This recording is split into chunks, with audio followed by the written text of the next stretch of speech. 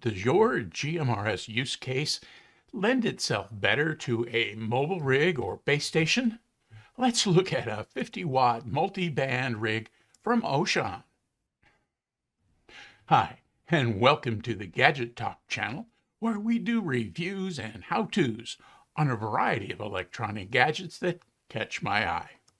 In this video, we're going to take a look at an updated version of the Wouxun KG-1000G. It's called the KG-1000G Plus. I need to thank BuyTwoWayRadios.com for providing this unit for the review.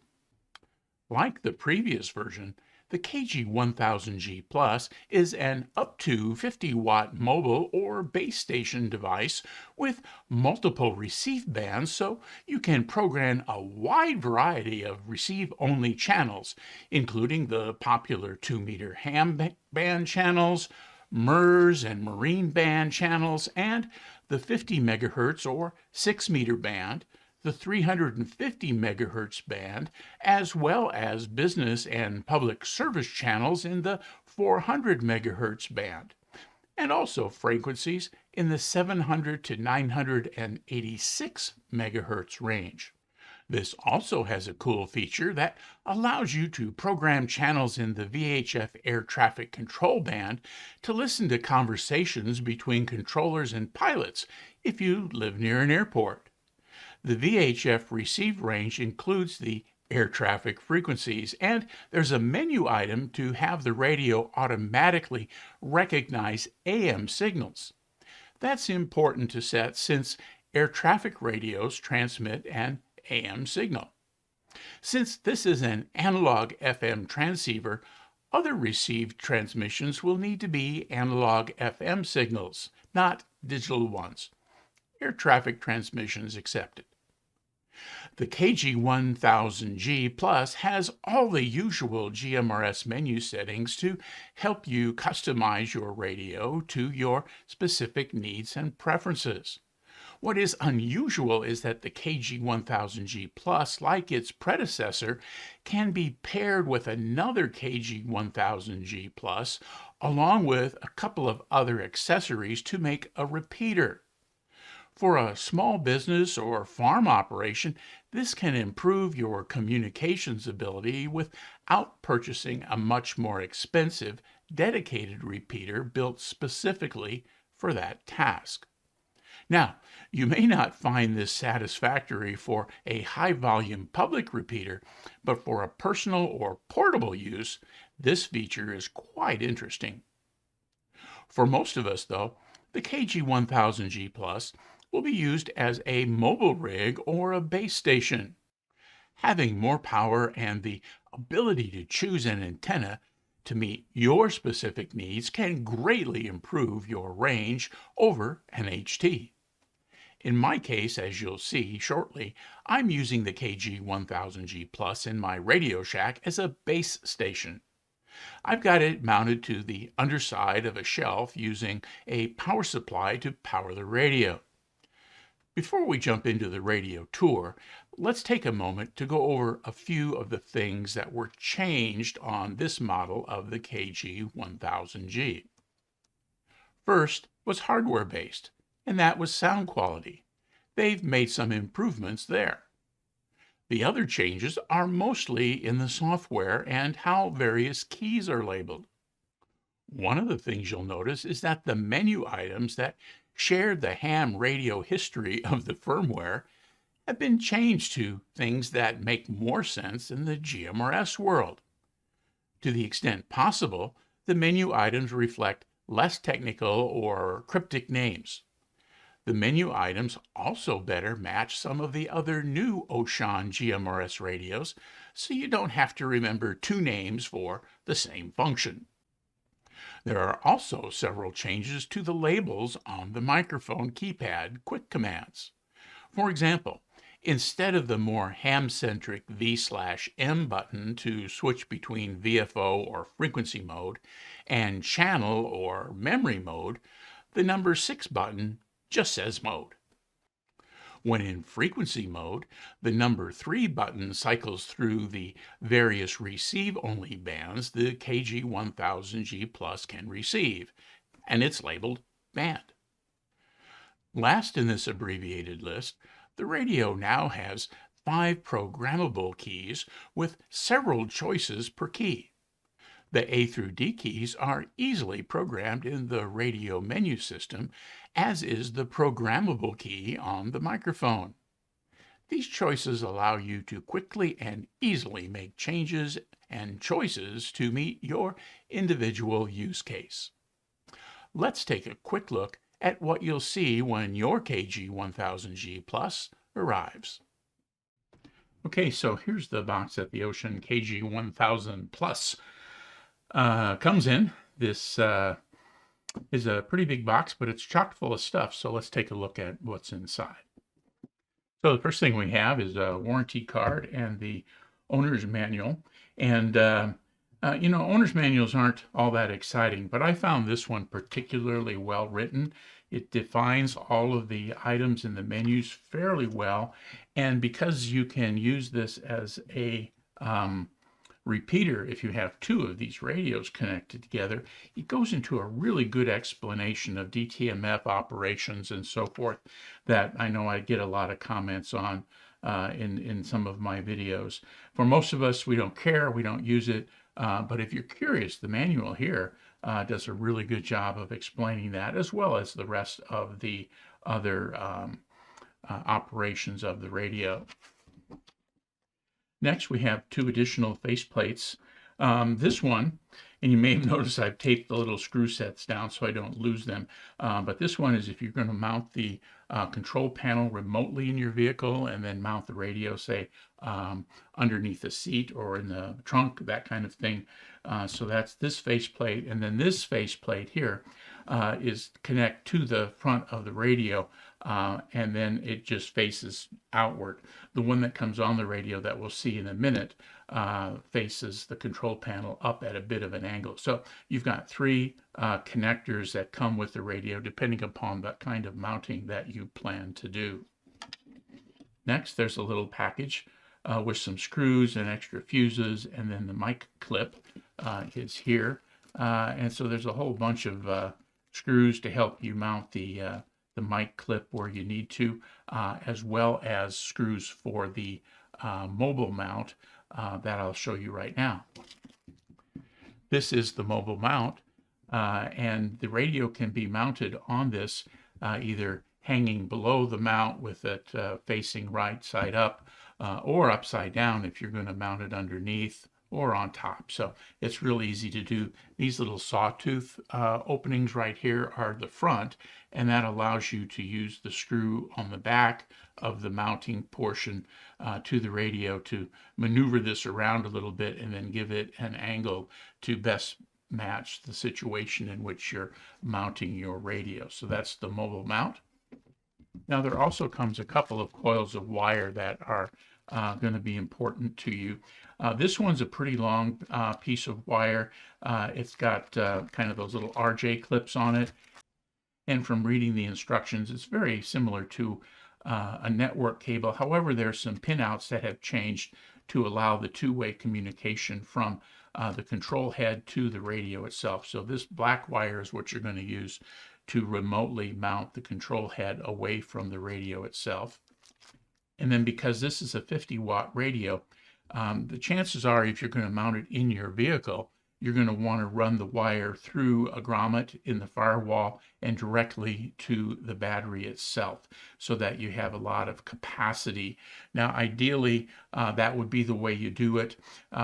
Cigarette plug or 12-volt outputs in the vehicle generally are 20 amp, and this thing is supposed to take a 20 amp circuit, and the fuses that are in it are 15 amp. And so you might get away with some casual use by plugging it into an outlet in your vehicle. But with more powerful radios like this, going directly into the battery is usually a better bet. If you want to mount this directly to a power supply, you wouldn't have to cut it. You could keep the wires coiled. It comes with tinned ends, and you could just wrap those around or add a connector of your choice to a 30 amp power supply if you're going to run it indoors. Now, here is the radio itself. Here's the back side of the power cord. It's got that little T-style connector that are common to these on the back of the radio.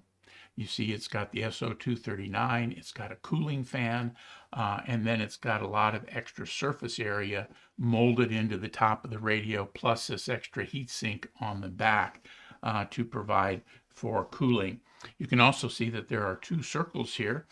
This radio has two separate speakers, and it has two areas you can monitor at the same time.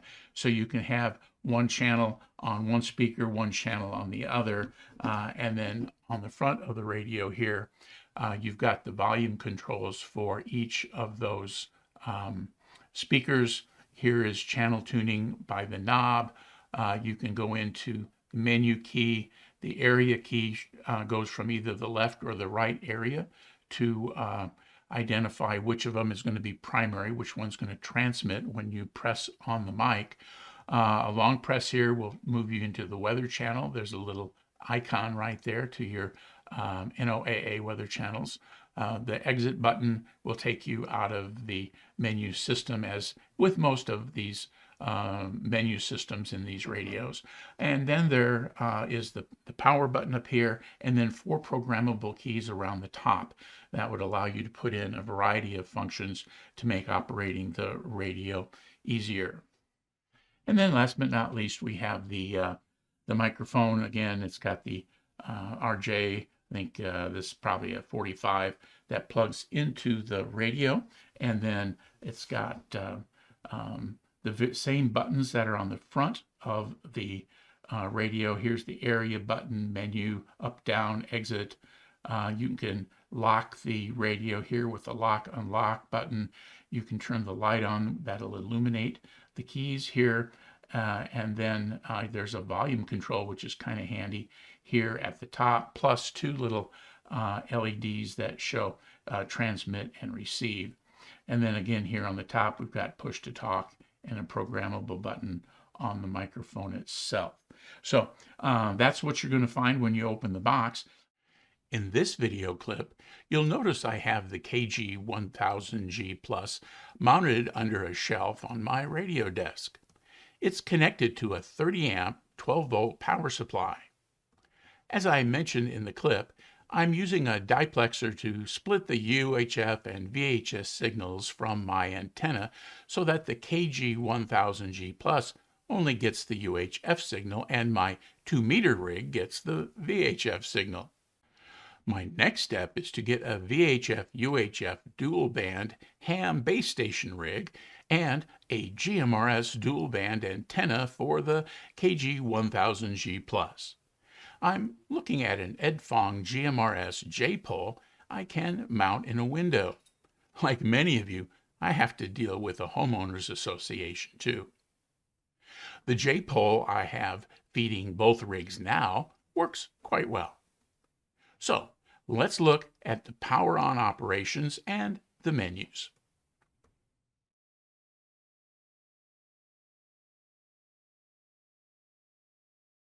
Okay, so here's the radio in the old Radio Shack here on the shelf, and I've got it mounted on the underside of a shelf because I'm planning to use it as primarily a base station style radio. Let's turn it on and see what it looks like. The power button is on the top of the radio on the left hand side. Channel mode. So it comes up in the last settings I've had it. I've got the dual mode selected here. I've got a local repeater on the left-hand side, another local repeater on the right-hand side. So let's look at the buttons just real quick. Right here we've got a volume knob. That's for the left speaker. A volume knob over here is for the right speaker. Not only are there 2 displays, but there are 2 speakers, a speaker for each of the displays. I pointed out the on-off button on the top. There are 4 A, B, C, and D buttons on the top here. You probably can't see, but they're programmable. We'll look at those in the programming software. Across the front, we can go into the menu. The next button over is the area button. And so in this case, we've got area 1 is primary and area 2 is secondary. So the push to talk is going to go out on area 1 over here. Quick press moves over to area 2 and then back over to area 1.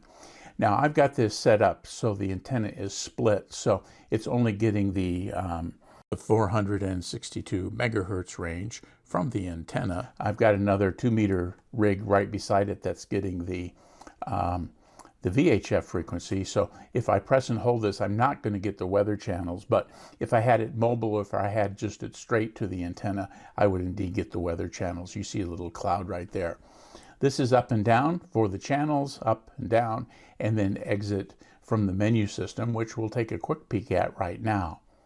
To enter the menus on the faceplate, we press the menu key. Function select. And so you can see there is squelch. If I want to make a change to squelch, I press it again. Level. And then with here, I can change the level of the squelch using the rotating knob right here. If I got it the way I want it, Enter. I press it again, and then I can exit the menu mode like that. Now, again, going into menu, Function select. and I can go up with my buttons, wide, narrow, backlight, repeater, transmitter power. I can also go up with this. This is the work mode. It's the display mode that the radio is working in right now. Again, go into menu, Select. and then I can work my way up through this and then make any changes that I want to. Again, just using the menu to make a change. So I can keep going up through about 60 menus. A bunch of them are for the repeater. So if you're not using it as a repeater, this will all just work basically the same way as the other Wouxun menu systems do. And then the last two things I want to point out on this is that I've got my microphone plugged into the side slot over here. And then over here, there's a little flap, and that flap covers up a similar port to the microphone, but that's for the PC. And so you would run a wire from this radio to a second one of these if you're going to run it as a repeater set. Or more likely, you're just going to put in the programming cable that plugs in there and then plugs into your computer. Now, the microphone, there are a couple of things that are important here. You've got a lock button here that will lock the mic. You can illuminate the mic with the switch right there. There are two LEDs for transmit and receive. There's a scroll wheel right here for volume.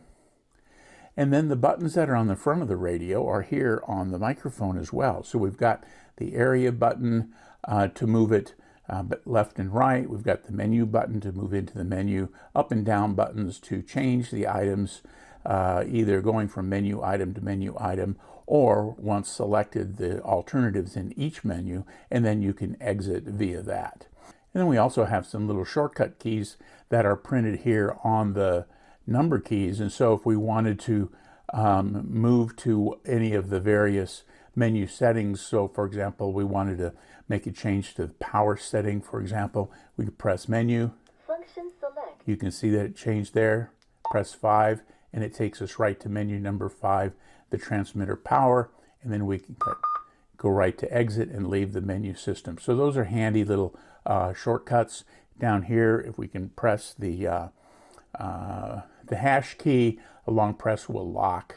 And then the little star key up there, a long press will put it into scan mode, and it'll scan through the various frequencies.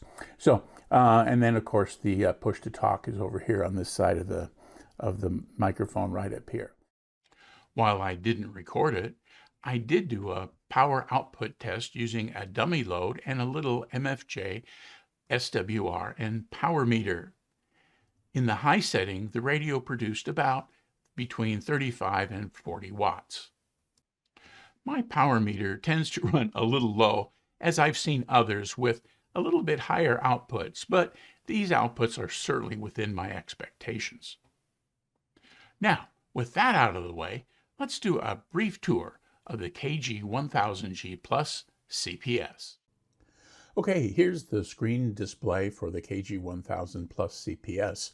And it's got the typical menus kind of layout here: file, open, save, so forth, edit, copy, paste, those things, what I'm looking at.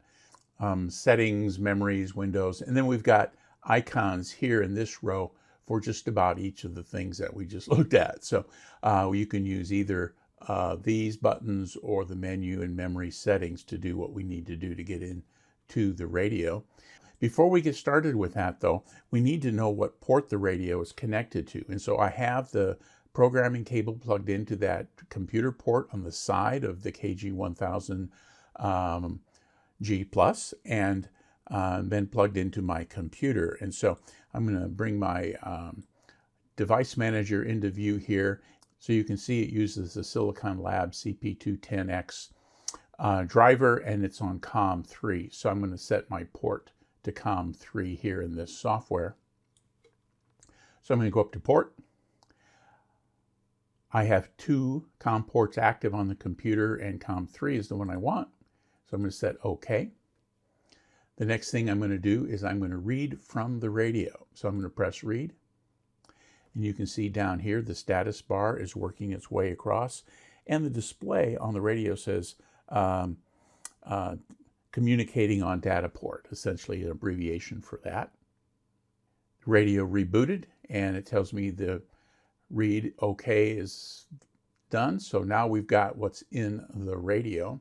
You can see that the transmitter frequencies are off for 8 through 14. Those are the interstitial channels, and those are reserved for handheld transmitters only.